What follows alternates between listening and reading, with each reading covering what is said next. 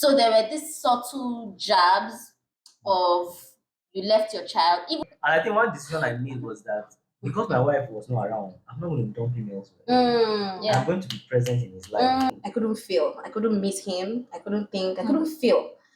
I think I've made a statement such as anyone who says my family is in another country and they are unserious, they are unholy, they have So I think ulterior we may motives. have to repent first.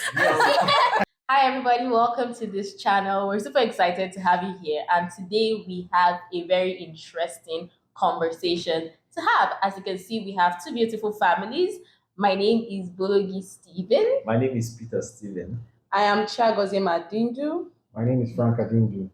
and we are the Adindus and the Stevens, as you can see.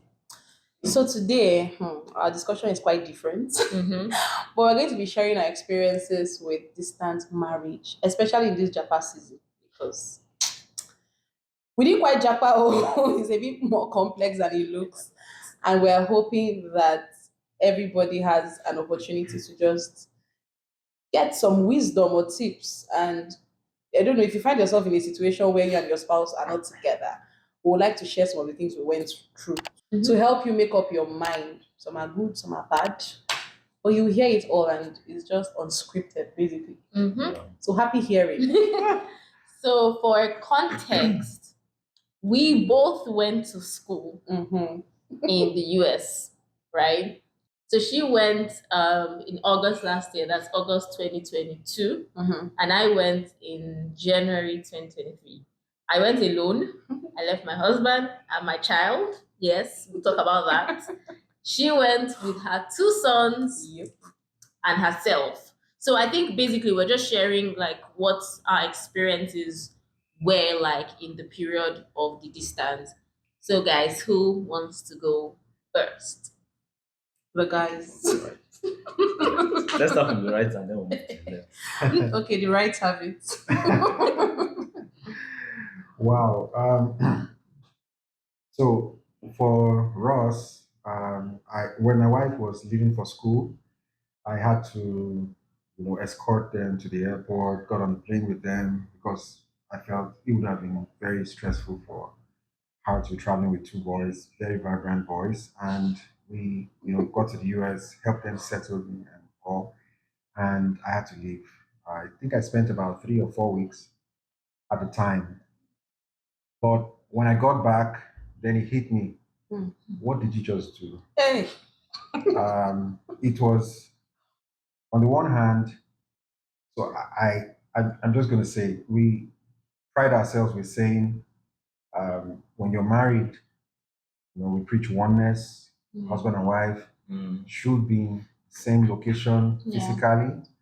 They must be in the same location physically as much as possible.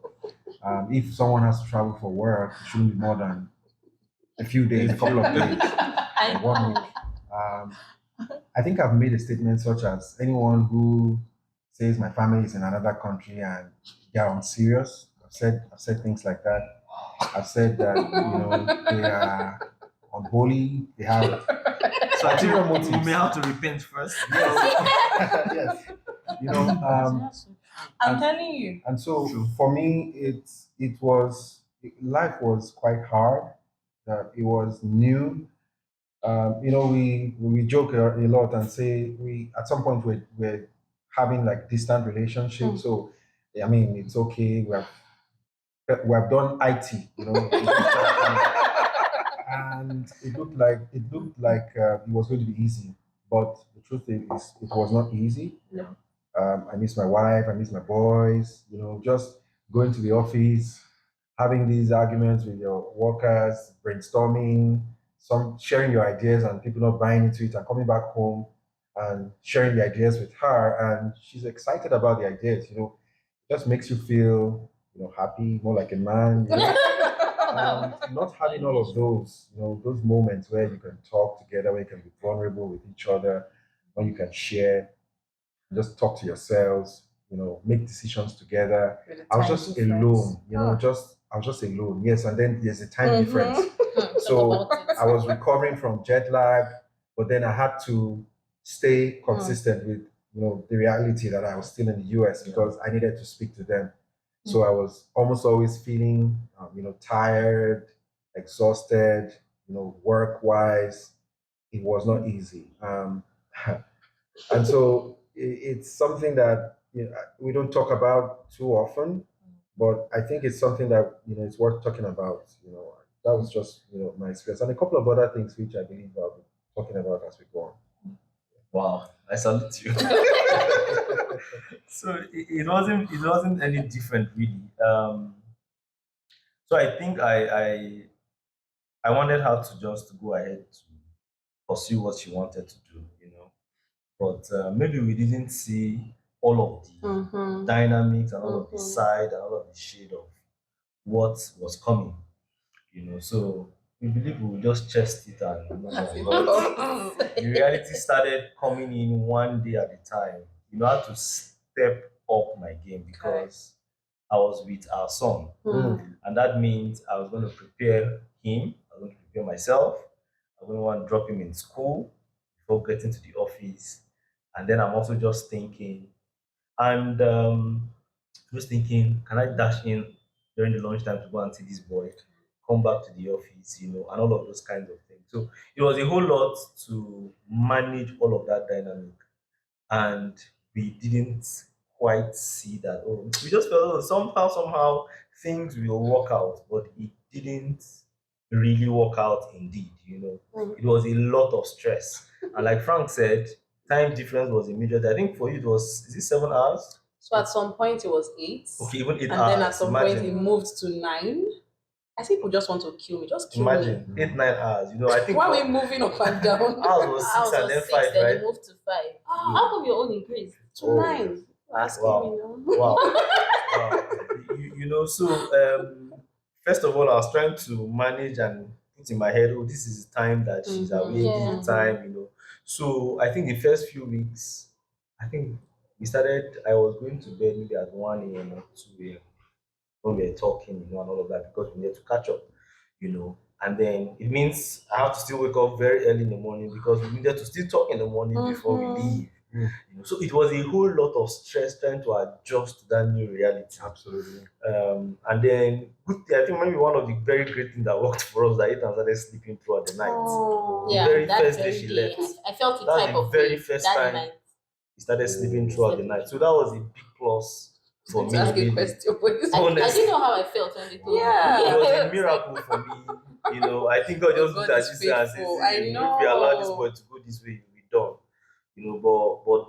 that was maybe let me see, that was a little plus. I don't know, getting to see my wife was not there, something was missing. Mm-mm. Essentially. I thought it wasn't just the physical person that was missing, but the essence of the person was missing as well. Spirit. The tangibility, like Frank said, the friendship was not there, the bond was not as much as it was there because you are just trying to actually meet up with something. Because that was not our reality, that was not the truth in which and for us that was the first time we were going to be apart. Did not do IT. We have never Did not do IT. Not like you never people. You don't have any been apart. experience. I think the highest maybe is Never. one night we've Like been maybe apart. weekend.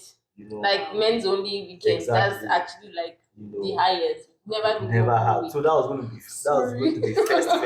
And then it was going to be even worse for her because for her it has never happened at all. She has always been close to family, aside school. At least for me, work took me away from family a bit. For her, it was going to be all first. So it was a whole lot on both sides. So it wasn't a sweet experience. Yeah. My So goodness. my husband is saying that I've never been. Actually, the first time in my whole life I slept alone was my first night in the US. Wow. So like even remember when your first day of marriage when Frank traveled. That was me. So my husband, yeah. So anytime I've never been in my parents' house like alone. There's always somebody. There's school. You always have a roommate. Wow.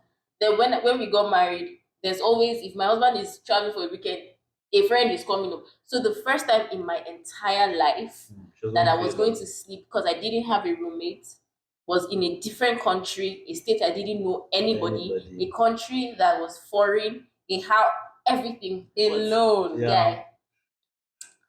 Okay.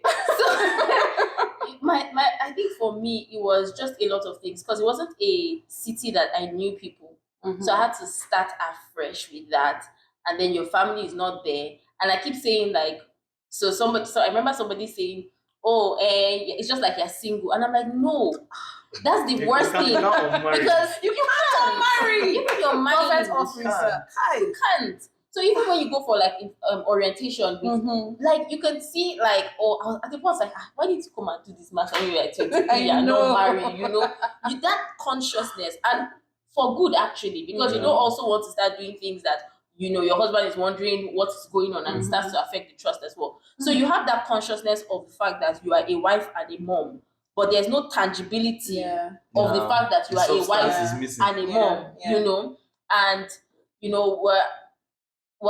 he has to stay up late. My husband is not a night person. I have to wake up very early, so I became their alarm clock because I want when they are dropping Ethan at school, and I'm not a morning person. So it was just affecting that, and there was just a lot of loneliness for me. And it sounds funny that Ethan slept all through the night, and I guess for me it was different things. It was like I felt like one was God's mercy of saying it's not you that will take care of the child. But then you also felt like, you're dispensable last. Was I the one that was holding your sleep?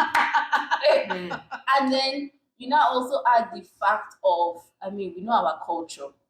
Where do you hear that the woman travels abroad? For context, my son was not yet 2. Ethan was about 1 year, 7 months. Wow. So there were these subtle jabs of you left your child, even some that were well-meaning. So I think when we realized that we were not going together, there was this will happen, get ready for it. But nothing really prepares you when those jabs come, even when they are from friends that mean no harm. I started to ask myself questions like, are you overambitious? Questions that we know that will never be asked of the man if he went to school alone. True. Are you overambitious? Are you placing your future or your career or whatever above your family? So it was dealing with loneliness, dealing with long distance marriage, being away from my child. As a mother, you feel like nobody can take care of your child like you. So it also had to mean me not micromanaging my husband and say, hey, I've been wanting diaper, and then still dealing with that struggle in my head of, are you being over ambitious and then still facing school? So I was going to say, did we forget the reason why we went to the US? Because I'm still like going to school, doing assignments and all of that. So for me, it was just a roller coaster of a lot of emotions. Okay, so I think for me, I need to give you guys context so I understand why my life was very much different from all of these stories. I think for me, the greater part of the first few months did not allow me feel anything. I couldn't feel. I couldn't meet him. I couldn't think. I couldn't feel. And I think that was what dominated the first 3-4 months of my stay in the US. And that's basically for context. My first visa application was denied. The second was approved, but school had started, so I traveled late. So I'm going to a new country, and that's one part of the US where I have nobody. No, let me put into some more context. The black population there, the possibility of my knowing somebody is 2%. As in, you're walking on the street, and for a long time you can't see someone like me. So I could not know anybody inside there, basically. And so we're going. It's a long story, but we don't even have a place we're staying. Remember, we're with husband, wife, 2 children. We have no place to go. We didn't even make plans for accommodation because of how hastily we left. So I didn't have time to process anything. I got into the US on Friday. God being faithful, a Nigerian family adopted us and hosted us basically and gave us a place to stay. By Monday, I had to go to school, and for every break I had to go look for apartments, look for school for my children, come back to class, go and do lunch. Wow. Yeah. We were basically trying to borrow cars to move around town. We did not know, remember? So I honestly didn't have the time and the luxury to to process anything. Yeah. I just needed to survive. As in, it was like, I'm here. You needed to settle in Yeah, I first. can't go back. I'm already here. This is it. Mm. This is like real life. So survive. And so it was a lot for me. It was the forgetfulness to take care of myself. It was the forgetfulness to eat. It was always me having to think of my children, think of accommodation, trying to project to see how long can we manage this, stay. We're in someone's house, a whole family in someone's house. So I'm processing all of these things. So I didn't really have time to cross-check my mental health. Sometimes these mental health issues, people that have luxury to consider their mental health that know that they have mental health issues. Yeah, I get that. Because there is actually an extreme where you get to and you cannot even remember that I have headache. And this will characterize a lot of my waking up and sleeping days in the US. For instance, there were times I was ill and I couldn't cater to myself. I was so ill that I did not feel the pain of the illness until someone asked me one day. The person was like, "You're coughing so badly, you don't look good." And that's when I began to feel feverish. Wow. And I began to understand that, hey, you're looking after these boys because they were ill, but you're sick yourself. And it was immediately that consciousness came, I broke down. So I had those days where, and of course there was school. And because I didn't get a daycare or a school arrangement for my children, there were days I had to carry my son to school. Just pick him and we attended classes together. Thankfully, my professors were understanding. Wow. I had to meet them and say, hey, I don't have childcare arrangements yet. Yeah. My first son has to come to class with me. I hope that's okay. You could see them looking at me like, are you crazy? At first, it was almost like, you have kids? I'm like, yeah. Like S or D? I'm like, DS. Like, kids. And so, at the time, Jaden was 4, Jediah was 1 plus. They'll tell me, you're crazy. For real. Wow. Why are you combining? Well, it's not like we had an alternative, Yeah. Yeah. So, there was all of that. So I don't know if I say I didn't feel alone. I didn't feel lonely. I didn't feel any of those things. It was just survival instinct. It was adrenaline until adrenaline faded. There are some good parts, but I'll stop here because yeah. So it's just interesting how we have one person, two people, like one father with the kid, one father without the kid, one mother with the kid, and like all the experiences are just so different. Because for me, honestly, there were a few times where it's like, oh, okay, please don't judge me. It's almost like, okay, I have my time to myself. Absolutely. But then you even feel there's an almost guilt you feel for feeling For like feeling that you have that. you are happy you are not with your husband and child. Then you're now trying to fill that time being a mother and your phone, and then they are blowing up your phone like, if my son should breathe, whoever is taking care of him. Because my family back home, especially my mom, was feeling the need to not just be a grandmother, But to be a mother. but to be a mother. Oh. So every second they are calling and you're still having to face like schoolwork, and then it was just, so sometimes you're just feeling guilty that you feel like you have time, then you're trying to cover the guilt by doing, extra things that are not necessarily from your heart, but out of some kind of obligation, and then there's my husband being the African man with the child. How was that going to church? Which is not. And everybody. There was one of the things I think I already created in my mind was that anybody that was going to ask me a question was going to get it from me. Hot and spicy. I didn't have time. I didn't have time to massage anybody's questions because there was already a lot we were dealing with, and you were not going to be a part of it. You're not going to give me some help or anything, and which is what is also a problem with our African culture. I don't know if it happens elsewhere. People are ready to send judgment to you without understanding your situation, without even sending them, without even trying to find out what is going on. They are ready to make the conclusion, put the verdict, and send you to jail. So I was ready for that already. So my mind was already set. So I was willing and joyfully taking it at anywhere I was going to. Going to church, we get set, we go with him, laugh, we just. So I don't know whether I was sending the vibe of "Don't come near me." So I'm not sure if people really asked me that. Maybe one or two, and a few people kept asking, "Where's mom?" They said that mom is not around. She didn't come today. So that was the answer I was giving people.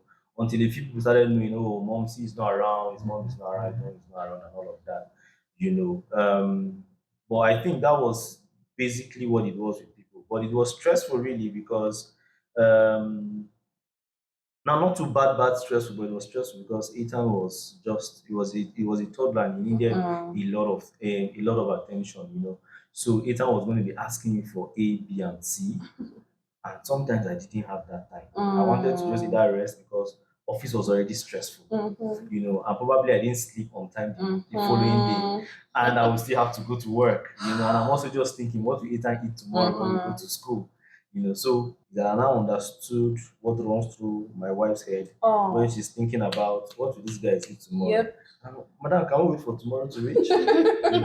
Because I saw lapses when I didn't do that. The help in the house was not going to provide what I wanted my son to have as much as I wanted it. So sometimes you give instructions and then sometimes I get to school and I'm like, how do you guys think you should do this? There are already some lapses here and there, so I had to step in there. At times I just had to say, anything goes. Honestly. It will be fine. Last. It will be fine. So that was just it.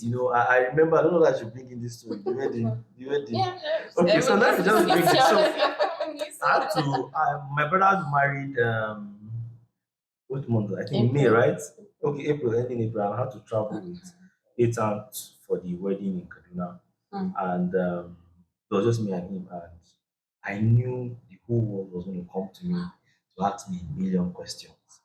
And I kept getting those some questions. already know the answer. I kept getting the But let it questions. just be a record that they asked. Where is she? Oh, she's not. And you know how gist flies. They already know. They just want to hear. Because I was the putting gist. pictures up. Sorry, babe, to cut you. Because part of what I had to decide, I do a lot of like online stuff. So I had to ask myself, okay, are you going to hide? Do you understand? Are you going to not Exactly. post at all? Then people just assume you're pregnant.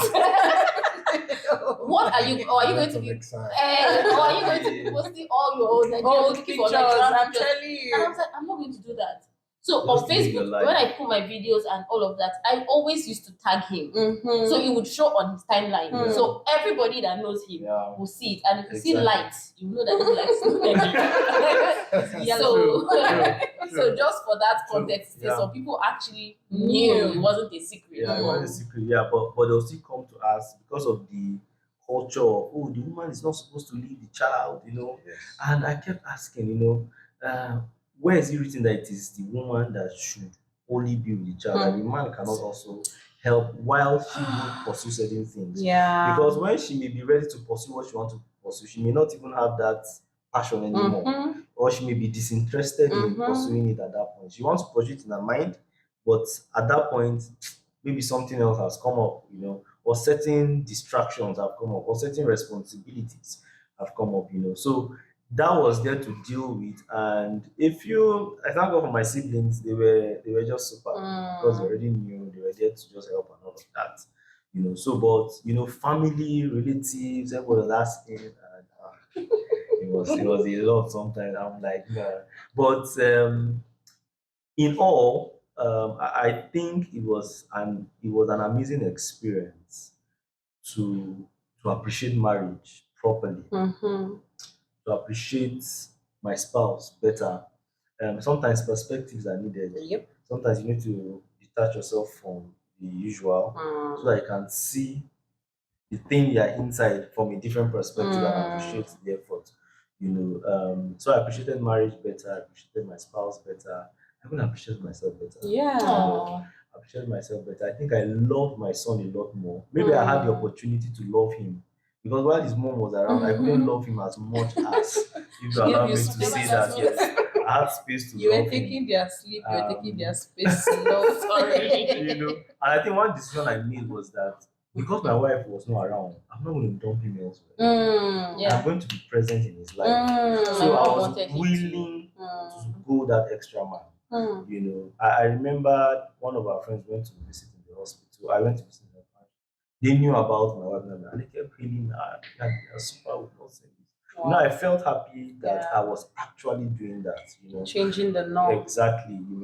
We can allow our wives to pursue things and support, you know, if that is the agreement or that's the arrangement. Exactly, and if that's you what works make. best. Exactly.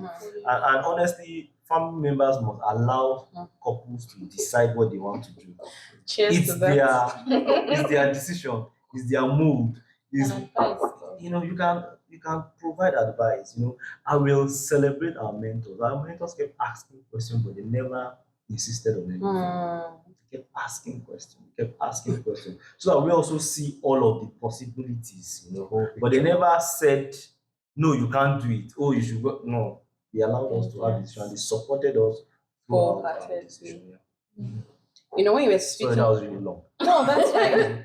When you were speaking about supporting your wife, because I mean, timing, when she's not ready, I think what crossed my mind was timing. Can we talk a little bit about timing? Because the question is, why am I going to school with two children? And there's something else you said. You said, "Ah, why didn't I go to school when I was 23?" And I felt like that a lot. By the way, I got this admission in 2016. Long Your story story. is long. My story is like this. But I got in 2016, and the idea was for us to go to school immediately after we got married. We didn't want to have kids for a while until we finished at least our masters. It didn't work out. I mean, duh. But um, the question is for someone out there who is wondering, how can I do this now? I think for me, the answer will be in the day of the Lord, the people will be willing. First of all, how did I know it was time? I remembered in 2021, I did like a survey, did a personal survey, and I asked people to help me get better. Basically, what am I doing wrong? What am I doing right, in your opinion? And by the time I did the survey, a lot of people just said, where you are with your career, your social work, and all of that, you need advanced knowledge. And the more I got it, the more it sat right with my spirit. By the way, why I didn't go to school of this year is because I don't have money. Like my school gave me 50%, but I still could not even afford the remaining 50. But that year I was ready. I remember calling my husband and I said, I'm ready to go to school. This is the man that whose idea it was for us to go to school. And I would just be dragging like an appendage, you know. And that year I just told him, I said, I'm ready. And the way I felt I was going to kick anybody on the way, just bulldoze you and continue. I was ready and I got the other scholarship. That's like story for another day. It was just time. And I remember when I was going, I kept asking myself, why now? How will I cope with two children? And I know that that's probably what someone is thinking. How will you cope? You will cope. You would watch my other videos where I'll go into details about my own personal journey, but you will cope. And frankly, when I was dealing with Okay. like My friend was while I was dealing with this whole how will I cope, there was a lot of assistance I got just being with my two children, a lot of grace, a lot of goodwill. So I don't want someone out there I don't want you to sleep on your dreams and the calling of God on your life because you are trying to figure out a perfect time to jump in. When the water is stirred and your heart is convicted, jump in with your full chest, as in jump in and just take one step at a time. I think something that I've seen resonate with all our stories is that we felt we knew, but life just did us buzz boost. You see, I should stop using slangs. We thought we knew, but apparently a lot of things were unpredictable. But how did we ride the wave? We took it one step at a time. Yeah. So if you're feeling like God is leading you in that direction, please, one step at a time. Yeah. And I just wanted to say this that growing up, my dad, traveled a lot, and he used to just do something to me. I didn't feel good about it. I wanted to be a father that was present. Now, that mixed with my teenage years, all I wanted to do was to relocate to America. I mean, I just wanted, there were certain competitions, certain conferences that I wasn't supposed to be a part of, but I just somehow found myself, attached to those people and those organizations because I just wanted to be in America. I just wanted, America because of Hollywood and all that. Yeah. So right now, it's like I have the would I say, opportunity. There's justification. Your wife is there. Why are you not going there and all that? And then I just sit back and I look at the people who make these comments. I just smile. Some of them out of genuine Concern. concern. Some people. One of the things my friends used to do. They just used to look at me like with pity, and just be like, "How are you coping with the forex that was, Yeah. dancing miss that? makosa?" Thank God it wasn't now. Yes, it was a major financial, weight. I don't want to say burden. I cannot say it was a burden, but it was a major financial weight because, having to, be present, having to visit, get tickets, you take some time off work, you go and do all of that stuff. It was not easy. But like my wife said, when it's time, you would know that it's time. Yeah. So making the move, deciding to, go for your masters or relocating or whatever, when it's time you know, because a lot of things will just be, become clearer. Many you get help somehow, Yeah. but Sure. the main thing is sometimes I think we don't put the entire picture. We don't talk about certain things. We spiritualize certain things. We confess positively, which is not wrong. Don't get me wrong. But then sometimes we need to ask ourselves some questions. Yeah. So, what if this doesn't go this way? What's the plan? Not that you're trying to play God, but you just have those conversations because I felt like, there were many things that if we had talked about, it would have been a lot easier for us to, navigate those times. So that would just be my advice. There's money like me, right? Okay, so I think like kind of bringing it up to together, like I think I'll just say all our experiences were different. Obviously, we have different experiences, and I think it all comes down to like what do you and your family agree on. So it was never a case of one person insisting I must go and pursue my dreams. Absolutely. Darn you and the children. Absolutely. Absolutely. So no matter how difficult it was, that agreement helped us because Yes. nobody felt like somebody was placing abroad or school or anything above the child or the family or the marriage. Exactly. So I think it's important that if you ever have to do distance, you must be in agreement Absolutely. about it. And I think the second thing is Frank mentioned that he went with them and he visited. You guys mentioned he visited a few times. Helpful. In our own case, there was no no visitation visit. because my husband didn't have a visa. Wow. Which is why after first semester, I carried my load and luggage And came back. For to those Nigeria. asking. For those And asking. everybody's like, people are looking at me like, you must have a lot of money. They know I don't have return tickets.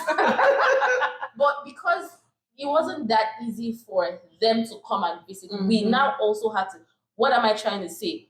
Don't elongate it beyond what you can. Absolutely. I don't know what you can handle. Exactly. Prophets If there's any prophets of Thank you. Sure. If there is, we're not glorifying. I think I like where Frank started to say, that I think we all have preached against it. So I think God first wanted to humble us Yeah. that you don't know what life will bring your True. way. I don't think we True. all wanted. This was not what we would have preferred, but it was what made. Funny, sorry, let me cut you. I was so sure at my first interview I was going to get my. Is this first or second The interview? first one. No, the second interview. I was Second so one, sure okay. I was coming back with my visa. Nothing was going to stop Like me. we had booked. You understand? Like 2 months before, we Like, had booked a ticket for all of us. Everybody. So I We were was so so sure.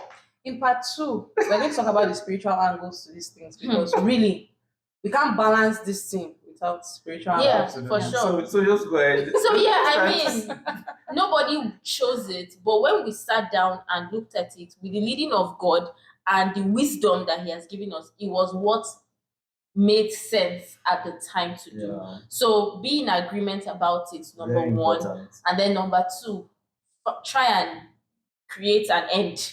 Let there be a workable plan towards the end or towards regular, meeting. Yes, So, like Chichi said, in the next video, we'll talk about the spiritual angle and then we will specifically talk about here we're talking about our experiences. But now we'll talk about how it affected our marriage and our family. If there was those Chichi said it's a stop using slang. Yeah, sorry, but if there was, just basically the effect of it in our marriage and our family life. All right, so see you guys in the next We video. hope you guys enjoyed the conversation. Yes, like, subscribe, and share with somebody. Leave a comment in the comment section. We'd like to also hear what your experience is or the experience of that your cousin's sister's daughter.